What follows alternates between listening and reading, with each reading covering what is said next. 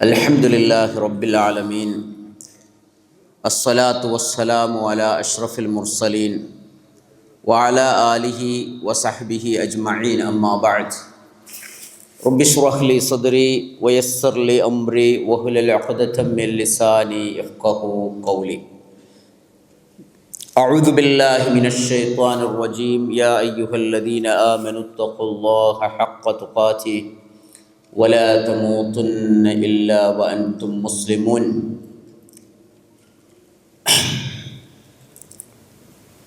ബഹുമാന്യരായ സഹോദരി സഹോദരന്മാരെ, അള്ളാഹുവിൻ്റെ വിധിവിലക്കുകൾ പഠിച്ചു മനസ്സിലാക്കി അള്ളാഹുവിൻ്റെ സഹായത്തോടുകൂടി മുഅ്മിനായി മുസ്ലിമായി ജീവിച്ച് മരിക്കാൻ പ്രാർത്ഥിക്കണം, പ്രവർത്തിക്കണമെന്ന് എന്നെയും നിങ്ങളെയും ഓർമ്മിപ്പിക്കുന്നു. അള്ളാഹു നമുക്കതിൻ്റെ തൗഫീക്ക് നൽകുമാറാകട്ടെ.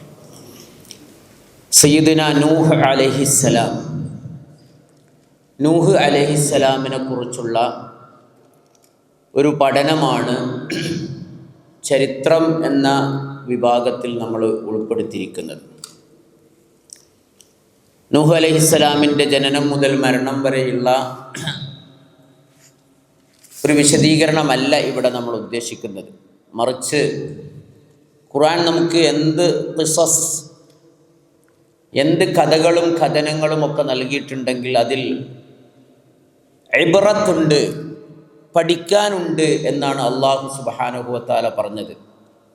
അള്ളാഹു അബസായിട്ട് ഒന്നും എവിടെയും വിശദീകരിച്ചിട്ടില്ല. ഫസൽനാ കുല്ല ഷൈഇൻ, അള്ളാഹു ഈ ഗ്രന്ഥത്തിൽ മനുഷ്യർക്ക് ആവശ്യമുള്ളതെല്ലാം വിശദീകരിച്ചിട്ടുണ്ട്. എന്ന് പറഞ്ഞാൽ ഖിയാമത്ത് നാൾ വരെയുള്ള മനുഷ്യരുടെ ഇടയിലുള്ള സർവ്വ കാര്യങ്ങളും വിശദീകരിച്ചു എന്നല്ല. ഒരു മനുഷ്യന് അനിവാര്യമായി ലഭിക്കേണ്ടതെല്ലാം, രണ്ടാമത്തത് ആ പറഞ്ഞത് എന്തൊക്കെയാണോ അതൊക്കെയും മനുഷ്യർക്ക് അനിവാര്യതയുള്ളതാണ് എന്നൊരു മാനയും കൂടി അതിനുണ്ട്. ഇപ്പോൾ നൂഹ് അലൈഹിസ്സലാമിൻ്റെ ചരിത്രം എന്ന് പറഞ്ഞാൽ നമുക്കൊക്കെ കുറേ കാര്യങ്ങളൊക്കെ അറിയാം. കാരണം നമ്മൾ ചെറുപ്പം മുതലേ നൂഹ് അലൈഹിസ്സലാമിൻ്റെ ചരിത്രം കേൾക്കുന്നതാണ്. ഏറ്റവും കൂടുതൽ ആയുസ് ലഭിക്കപ്പെട്ടതായി പറയപ്പെട്ട പ്രവാചകന്മാരിൽ ഒരു പ്രവാചകനാണ് നൂഹ് അലൈഹിസ്സലാം. കാരണം അത് അള്ളാഹു തന്നെ വിശുദ്ധ ഖുർആനിൽ പറഞ്ഞതുകൊണ്ട് നമ്മൾ അങ്ങനെ വിശ്വസിക്കുന്നു. പ്രവാചകൻ്റെ പ്രബോധന കാലഘട്ടത്തെക്കുറിച്ച് പറഞ്ഞപ്പം തന്നെ അള്ളാഹ് പറഞ്ഞത് അൽഫസനത്തിൻ ഇല്ലാ 50, 950 വർഷം ജനങ്ങളോട് അദ്ദേഹം പ്രബോധനം നടത്തിയെന്നാണ്. അങ്ങനെ ഒരു നീണ്ട ആയുസ്സിനെ കുറിച്ച് മറ്റു പ്രവാചകന്മാരെ കുറിച്ചൊന്നും എവിടെയും പറഞ്ഞിട്ടില്ല. ഇനി നൂഹ് നബി അലൈഹിസ്സലാമിൻ്റെ ജീവിതത്തിലെ ഓരോ സംഭവങ്ങളിൽ നിന്ന് ഒരു സത്യവിശ്വാസി എന്ന നിലക്ക്, ഇസ്ലാമിക പ്രബോധകന്മാർ എന്ന നിലക്ക് നമ്മൾ അറിഞ്ഞിരിക്കേണ്ട കുറച്ച് കാര്യങ്ങളെയാണ് നമ്മൾ ഈ ചുരുങ്ങിയ സമയത്തിൽ വിശദീകരിക്കാൻ ആഗ്രഹിക്കുന്നത്. അതിലേറ്റവും ഒന്നാമത്തത്, ഏത് നല്ല മനുഷ്യരെയും പിശാച് ഇടപെട്ട് വഴിതെറ്റിക്കുമെന്നത് നമ്മൾക്കറിയാം. നല്ല മനുഷ്യരെ കൂടെയാണ് പിശാചിന് പണിയെടുക്കാനുള്ളൂ, മോശം മനുഷ്യരെ കൂടെ ഇവർക്ക് പണിയെടുക്കേണ്ട. കാരണം അത് അപ്രൂവായ സാധനമാണ്. അപ്പം നല്ല ഇബാദത്തുള്ള, അതാണ് നമ്മൾ ഏറ്റവും കൂടുതൽ ശ്രദ്ധിക്കേണ്ടത്. പ്രമാണങ്ങളെ അടിസ്ഥാനപ്പെടുത്തി പണ്ഡിതന്മാരെ ബഹുമാനിച്ച് ഇബാദത്തുകളിൽ വളരെ നന്നായി ശുഷ്കാന്തി കാണിച്ച് ജീവിക്കുന്ന ആളുകൾക്കിടയിൽ നല്ല ചിത്രങ്ങളുമായി വന്ന് നല്ല കാര്യങ്ങളുമായി വന്നിട്ടാണ് പിശാച് പണിയെടുക്കുക എന്നതാണ്. നല്ല കാര്യങ്ങൾ ചെയ്യാൻ, നല്ല നിയ്യത്തുകൾ അവർക്ക് ബോധ്യപ്പെടുത്തി കൊടുത്തുകൊണ്ടാണ് അവരെ വഴിതെറ്റിക്കുക എന്നതാണ് നൂഹ് അലൈഹിസ്സലാമിൻ്റെ ഏറ്റവും വലിയ ചരിത്രത്തിലെ ഏറ്റവും വലിയ പാഠങ്ങളിലൊന്ന്. കാരണം നൂഹ് നബിയെക്കുറിച്ച് പറയുമ്പോൾ എല്ലാ പണ്ഡിതന്മാരും പറഞ്ഞത് നമുക്ക് കാണാൻ കഴിയും. നൂഹ് നബി അലൈഹിസ്സലാമാണ് അവ്വലു റസൂൽ, ഒന്നാമത്തെ റസൂൽ. കാരണം ഒരു ദൗത്യമുണ്ടാവുകയും ഒരു സമൂഹം വഴിതെറ്റുകയും അവരെ യഥാർത്ഥത്തിലേക്ക്, അതായത് നേരത്തെ ഉള്ള അസ്ലിലേക്ക് തിരിച്ചു വിളിക്കുകയും ചെയ്യാനുള്ള റിസാലത്ത് ഏൽപ്പിക്കപ്പെട്ട ആളുകളെയാണ് റസൂൽ എന്ന് പറയുന്നത്. അതൊന്നും ഒരു കണിശമായ ഒരു വിശദീകരണമാണെന്ന് നിങ്ങൾ വിചാരിക്കരുത്. കാരണം റസൂലും നബിയും തമ്മിലൊക്കെയുള്ള വ്യത്യാസങ്ങളെക്കുറിച്ച് ഒരുപാട് ചർച്ചകൾ ഇസ്ലാമിക ഗ്രന്ഥങ്ങളിലുണ്ട്.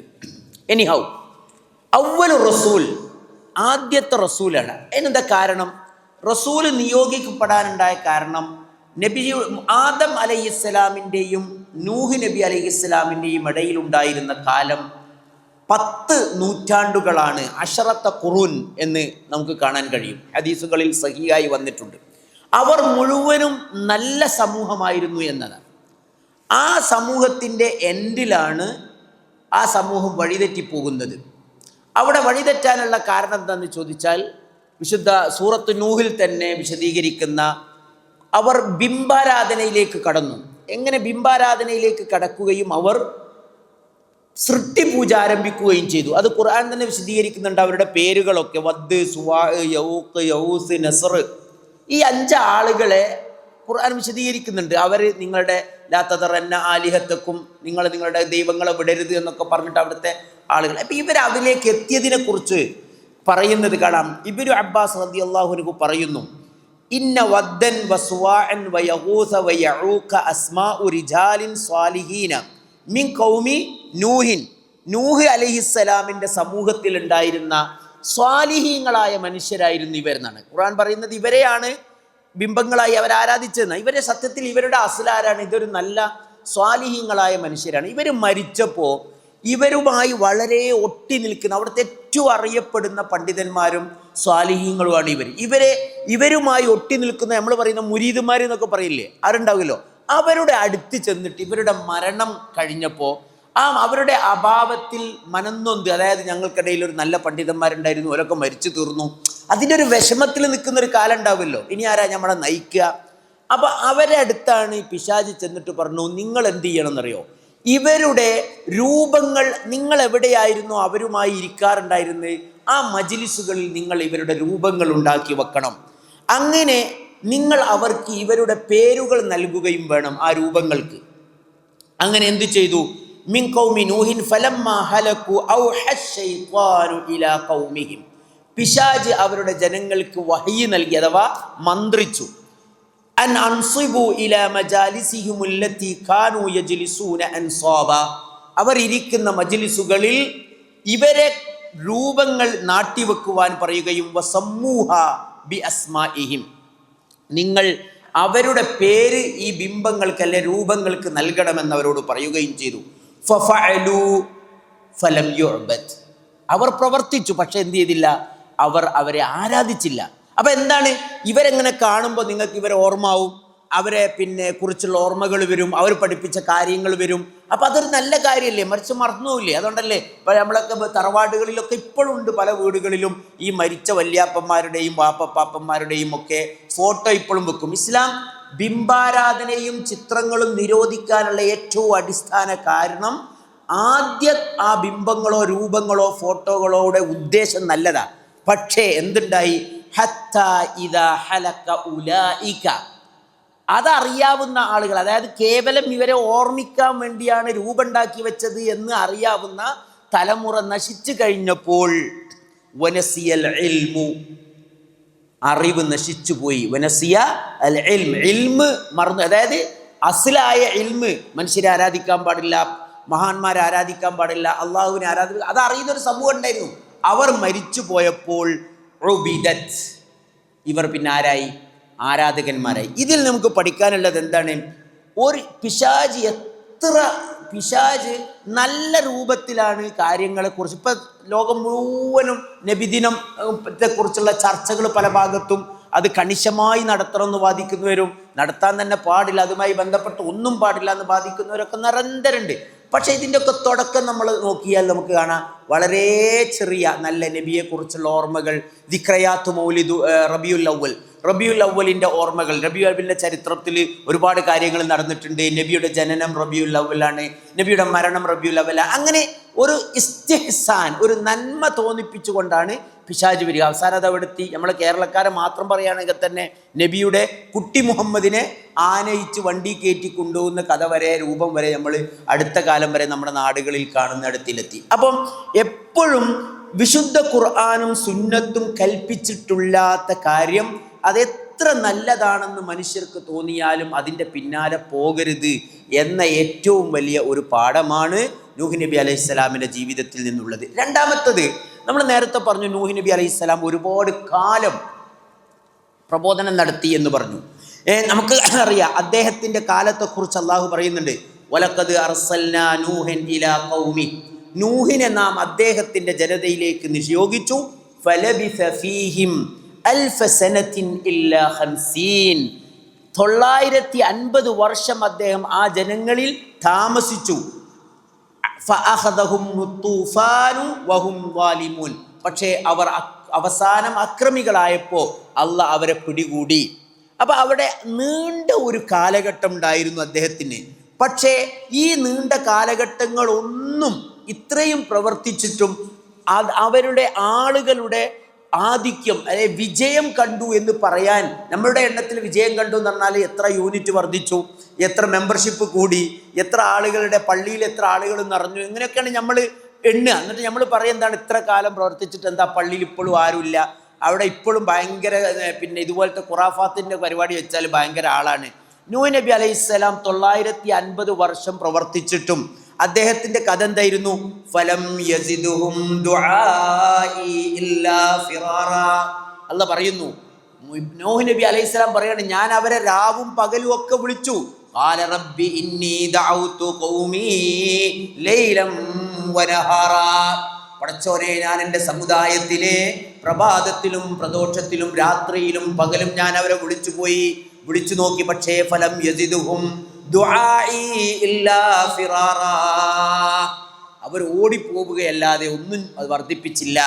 വ ഇന്നി കുല്ലമാ ദഅൗതുഹും ലിതഗ്ഫിറ ലഹും, അല്ലാഹു അവർക്ക് ആ പാപങ്ങൾക്ക് പുറത്തു കൊടുക്കാൻ വേണ്ടി ഞാൻ അവരെ വിളിക്കുമ്പോഴൊക്കെയും ജഅലൂ അസാബിഅഹും ഫീ ആദാനിഹിം, അവരെന്താ ചെയ്തത്? എൻ്റെ വിളി കേൾക്കാതിരിക്കാൻ അവരുടെ 2 വിരലുകളും അവരുടെ ചെവികളിൽ ഇങ്ങനെ കയറ്റി വെച്ചു, അവർ തിരികെ വെച്ചു. അവരുടെ മേലെ പുതപ്പ് കൊണ്ട്, മേലെ മുണ്ട് കൊണ്ട് അവർ മൂടിക്കളഞ്ഞു ശരീരത്തിനെ. അഥവാ അവരുടെ ബിംബാരാധനയിലും ഖുറാഫാത്തിലും ഷിർക്കിലും അവർ ഉറച്ചു നിൽക്കുകയും അതിൽ അവർ അഹങ്കരിക്കുകയും ചെയ്തു എന്നതാണ്. അപ്പൊ എത്ര ആളുകൾ ഉണ്ടായിട്ട് എന്താ കാര്യം? ഈ ദഅവത്തിന്റെ കാലം കുറേ നീണ്ടിട്ടും വമൻ ആമന വമാ ആമന മഅഹു ഇല്ലാ ഖലീൽ, അല്ലാഹ് പറയാണ് ആ മനുഷ്യന്റെ കൂടെ കുറച്ച് ആളുകളെ ഉണ്ടായിരുന്നുള്ളൂ. അപ്പൊ ഇതിൽ നിന്ന് നമുക്ക് എന്താ പഠിക്കാനുള്ളത്?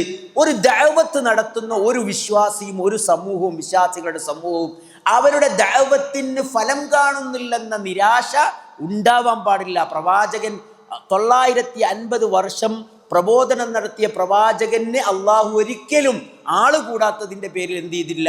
ആക്ഷേപിച്ചിട്ടില്ല. മറിച്ച് സത്യം, യാഥാർത്ഥ്യം, ആശയം, ആദർശം, നിലപാട് അതിൽ ഉറച്ചു നിൽക്കുകയും അത് ലോകത്തോട് പറഞ്ഞുകൊണ്ടേയിരിക്കുകയും ചെയ്യുക എന്ന ദൗത്യമാണ് വമാ അലൈക ഇല്ലൽ ബലാഗ്. അല്ലാഹ് ഖുർആൻ നബിയോട് പറഞ്ഞെന്താണ്? അത് എത്തിച്ചു കൊടുക്കുക എന്ന ഡ്യൂട്ടി മാത്രമാണുള്ളത്. നമുക്ക് കാണാം റസൂലുള്ളാഹി സ്വല്ലല്ലാഹു അലൈഹി വസല്ലമ അമ്പിയാക്കളെ കുറിച്ച്, ഖിയാമത്ത് നാളിൽ വരുന്ന ആളുകൾ അമ്പിയാക്കളുടെ കൂടെ അവരുടെ അനുയായികൾ ഉണ്ടാകും. അങ്ങനെ വരുമ്പോൾ ഉണ്ടാകുന്ന രൂപത്തെ ഒരു ചിത്രം റസൂലുള്ളാഹി സ്വല്ലല്ലാഹു അലൈഹി വസല്ലം ഒരിക്കൽ വിശദീകരിക്കുന്നുണ്ട്. എന്താണത്? ഉരിൽതു അലയ്യൽ ഉമം, ജനസമൂഹത്തെ ഖിയാമത്ത് നാളിൽ വരുന്ന അല്ലെങ്കിൽ ഓരോ പ്രവാചകന്മാരുടെയും അനുയായികളെ എൻ്റെ മേൽ പ്രദർശിപ്പിക്കപ്പെട്ടു. ഫജഅല യമുറുൻ നബിയ്യു മഅഹു റജുൽ, അപ്പോൾ ഒരു നബി ഇങ്ങനെ നടന്നു പോകുന്നുണ്ട്. അദ്ദേഹത്തിന്റെ കൂടെ എത്ര ആളുള്ളത്? ഒരാളേ ഉള്ളൂ. വന്നബിയ്യു മഅഹു റജുലാൻ വന്നബിയ്യു മഅഹു റഹത് വന്നബിയ്യു ലൈസ മഅഹു അഹദ് മുത്തഫഖുൻ അലൈഹി. ചില നബിമാരുടെ കൂടെ 2 ആളുണ്ട്, ചില നബിമാരുടെ കൂടെ ഒരാൾക്കൂട്ടുണ്ട്, ചെറിയൊരാൾക്കൂട്ടം. ചില നബിമാരുടെ കൂടെ ആരുമില്ല. അതിൻ്റെ അർത്ഥം എന്താ? അവരൊന്നും പറഞ്ഞിട്ടില്ല, പറഞ്ഞു നിർത്തി എന്നാണോ? അല്ല, അവർ മരിക്കോളും പറഞ്ഞിട്ടുണ്ട്, അവർ പ്രബോധനം നടത്തിയിട്ടുണ്ട്. അപ്പോൾ നൂഹ് നബിയുടെ പ്രബോധനം നമ്മളെ പഠിപ്പിക്കുന്നത് പ്രബോധനം ചെയ്യുക എന്നതാണ്. അത് സ്വീകരിക്കുന്നതും തിരസ്കരിക്കുന്നതിൻ്റെയും ആളുകളുടെ എണ്ണം നമ്മുടെ ജോലിയിൽപ്പെട്ടതല്ല, അത് അള്ളാഹുവിൻ്റെ ജോലിയിൽപ്പെട്ടതാണ്. യഹ്ദീ മൻ യശാ, അള്ളാഹു ഉദ്ദേശിക്കുന്നവരെ അവൻ ഹിദായത്തിലാക്കും. വയുദില്ലു മൻ യശാ വയഹ്ദീ മൻ യശാ. ഖുർആനിനെ കുറിച്ച് പോലും പറഞ്ഞിടത്തിൽ അള്ളാഹു അങ്ങനെ പറഞ്ഞത്. അള്ളാഹ് ഉദ്ദേശിക്കുന്നവനെ അവൻ ഇത് മുഖേന നേർമാർഗത്തിലാക്കുന്നു, അള്ളാഹ് ഉദ്ദേശിക്കുന്നവനെ ഇത് മുഖേന തന്നെ വഴികേടിലുമാക്കുന്നു. ഖുർആൻ ഓതിയിട്ട് ഖുർആൻ ക്ലാസ് എടുത്തിട്ട് കുഫ്ർ പ്രചരിപ്പിക്കുന്ന എത്രയോ ആളുകൾ നിങ്ങൾക്ക് കണ്ടില്ലേ? നമ്മളെ ജബ്ബാർ മാഷൊക്കെ ഖുർആൻ ക്ലാസ് അപ്പം എടുക്കുന്നത് എന്തിന്? ഇസ്ലാം തെറ്റാണ്, അള്ളാഹ് തെറ്റാണ്, ഖുർആൻ തെറ്റാണ് എന്ന് പറയാൻ ഖുർആൻ ക്ലാസ് എടുക്കുന്നത്. ആ ഒരു കാലഘട്ടത്തിലൂടെയാണ് നമ്മൾ നടന്നു പോയിക്കൊണ്ടിരിക്കുന്നത്. ഇനി അതുകൊണ്ട് തന്നെ ഈ ഒരു ആളുകളുടെ എണ്ണവും കാലാവധിയും ഒന്നും എന്തല്ല, നമ്മൾ നമ്മുടെ പ്രവർത്തനവും നമ്മുടെ ദൗത്യവും നിർവഹിക്കുക എന്നതാണ് നമ്മുടെ ജോലി. അടുത്തത്, എത്ര വലിയ സമൂഹത്തോടും എത്ര മോശമായ സമൂഹത്തോടും എത്ര രൂഢമൂലമായി, അല്ലെങ്കിൽ നമ്മളെന്താ പറയുക, വളരെ ഉറച്ചു നിൽക്കുന്ന, തെറ്റുകളിലും വഴികേടിലും ഉറച്ചു നിൽക്കുന്ന സമൂഹത്തോടും എത്ര രൂക്ഷമായി നമ്മളോട് തിരിച്ചു പ്രകടിപ്പിക്കുന്ന സമൂഹത്തോടും മാന്യമായും കാരുണ്യത്തോടു കൂടിയും പ്രബോധനം നടത്തുക എന്ന പ്രയോഗമാണ്, അല്ലെങ്കിൽ സന്ദേശമാണ് നൂഹ് നബി അലൈഹി ഇസ്ലാമിൻ്റെ ജീവിതത്തിൽ നിന്ന് നമുക്ക് കാണാനുള്ളത്. നൂഹ് നബി അലൈഹി ഇസ്ലാം അവരോട് പ്രതികരിക്കുന്ന പ്രതികരണങ്ങൾ കാണാം. അവരുടെ പ്രതികരണം വളരെ മോശമാണ്. എന്നിട്ട് നൂഹ് നബി അലൈഹി ഇസ്ലാം അവരോട് എങ്ങനെയാ പറയുന്നത്? വളരെ ലുത്ഫോടുകൂടി, വളരെ സൗമ്യഭാവത്തോടു കൂടി അവരോട് കാര്യങ്ങൾ ആവർത്തിച്ചു കൊണ്ടിരിക്കുകയാണ്. ഖാല യാ ഖൗമി അറഅയ്തും, അല്ല ജനങ്ങളെ, നിങ്ങളുടെ അഭിപ്രായം എന്താണ്? ഇൻ കുന്തു അലാ ബയ്യിനത്തിൻ മിർ റബ്ബി, ഞാൻ എൻ്റെ റബ്ബിൻ്റെ അടുക്കൽ നിന്നുള്ള വ്യക്തമായ ഒരു ആദർശം എൻ്റെ കയ്യിലുണ്ടായിരിക്കുകയും വആതാനി റഹ്മത്തും മിൻ ഇൻദി, ആ അള്ളാഹുവിൻ്റെ അടുക്കൽ നിന്നവൻ എനിക്ക് പ്രവാചകത്വമാകുന്ന കാരുണ്യം നൽകുകയും ചെയ്തിട്ട് ഫഉമ്മിയത് അലൈക്കും, നിങ്ങളാവട്ടെ അതിനോട് അന്ധത കാണിക്കുകയും ചെയ്യുന്നു. എന്നിരിക്കെ അനുൽസിമുകുമുഹാ വഅൻതും ലഹാ കാരിഹൂൻ, ഈ ആദർശത്തോട് നിങ്ങൾക്ക് വെറുപ്പാണ്. എന്നിരിക്കെ ഞാൻ നിങ്ങളെ എങ്ങനെ അത് നിർബന്ധിക്കുക? എങ്ങനെയാണ് ഞാൻ നിങ്ങളുടെ മേൽ അടിച്ചേൽപ്പിക്കുക? ആരുടെ മേലും അടിച്ചേൽപ്പിക്കാൻ പറ്റില്ല മതം. അതുകൊണ്ടാണ് ലവ് ജിഹാദ് എന്ന് പറയുന്ന ഒരു സാധനമല്ല, നിർബന്ധ മതപരിവർത്തനം എന്ന് പറയുന്ന ഒരു സംഗതിയെ ഇസ്ലാം അംഗീകരിക്കുന്നില്ല.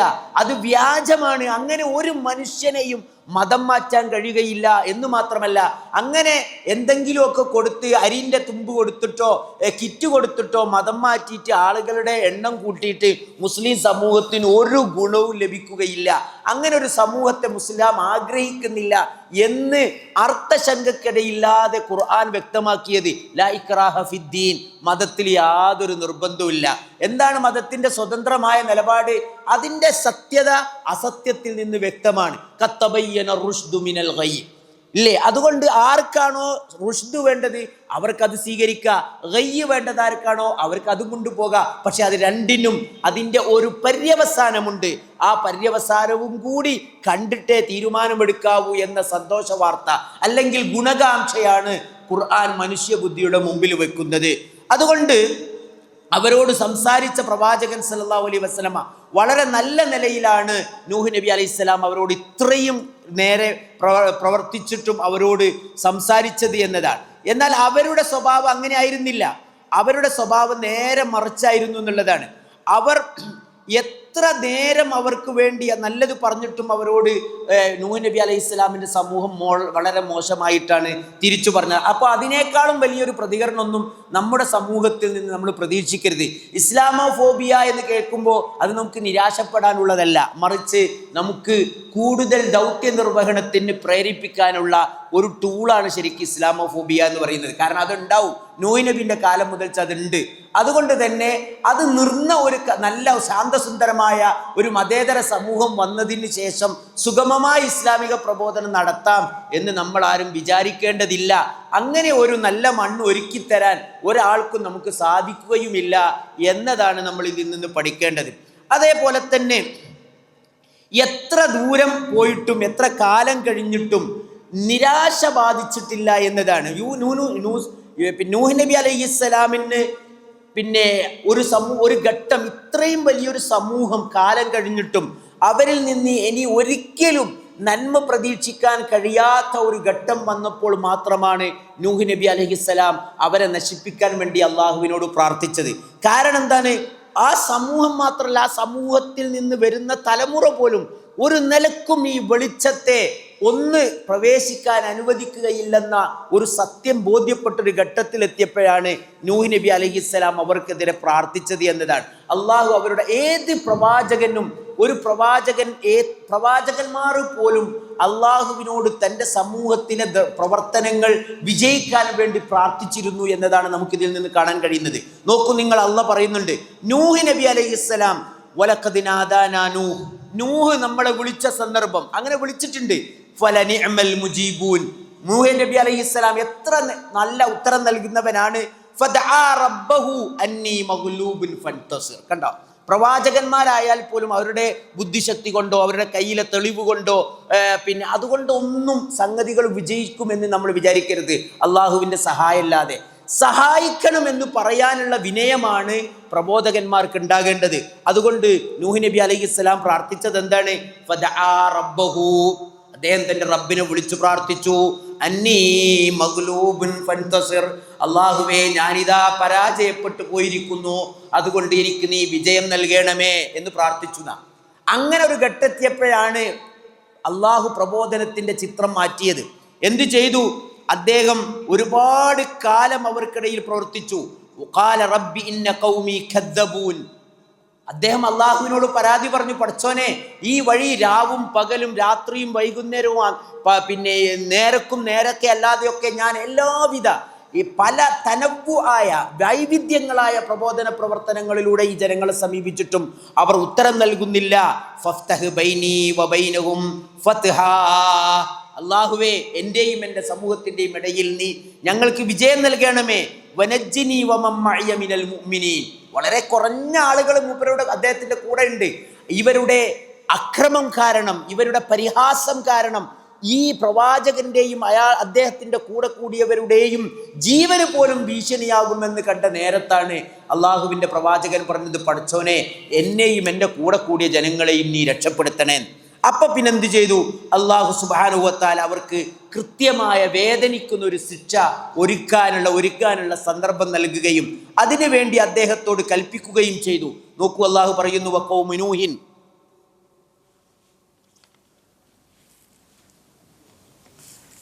നൂഹിൻ, അദ്ദേഹം വഖൗമു നൂഹിൻ ലമ്മ കദ്ദബുർ റുസുല, നൂഹ് നബി അലൈഹിസ്സലാമിന്റെ സമൂഹം അവർ പ്രവാചകന്മാരെ ദൂതന്മാരെ നിഷേധിച്ചപ്പോൾ അഗ്റഖ്നാഹും, നാം അവരെ എന്ത് ചെയ്തു?